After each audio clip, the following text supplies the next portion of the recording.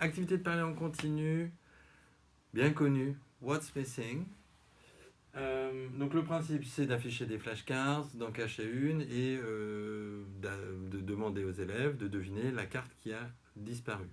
Donc puisqu'il s'agit ici d'une activité de parler en continu, on va faire en sorte qu'il n'y ait pas qu'un seul élève qui parle, mais si possible un peu plus que ça. Et donc ce que je vous suggère, c'est évidemment d'abord de rappeler les flashcards. Ok, so you remember the flashcards, the street, the subway, the bus, the taxi, the building, the park, and the avenue. Now let's make two groups. Your group 1 and your group 2. So now close your eyes.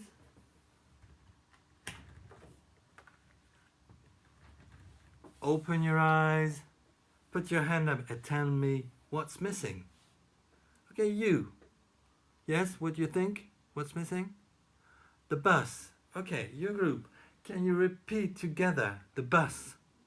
The bus. Okay, let's check. Yeah, you're right. So 1 point for you. Donc le principe, vous avez vu, c'est de effectivement demander une production individuelle dans un premier temps, c'est-à-dire il y a un élève qui va lever la main et qui va faire une suggestion. On ne va pas s'en tenir à ça, mais on va faire répéter par tout son groupe de façon à ce que là, il n'y ait pas qu'un seul élève qui parle, mais bien tout son groupe et qu'on soit dans une production orale collective. Pour les élèves les plus timides ont souvent besoin d'abord de s'appuyer sur une production d'un de leurs camarades pour ensuite la reproduire. Donc ça implique effectivement que si on fait 2 groupes, peut-être qu'on marque les points. Alors vous serez peut-être réticent à ça. L'objectif c'est pas de faire une compète, mais c'est juste de stimuler la participation des élèves. Vous pouvez aussi tout à fait faire sans compter les points. Voilà.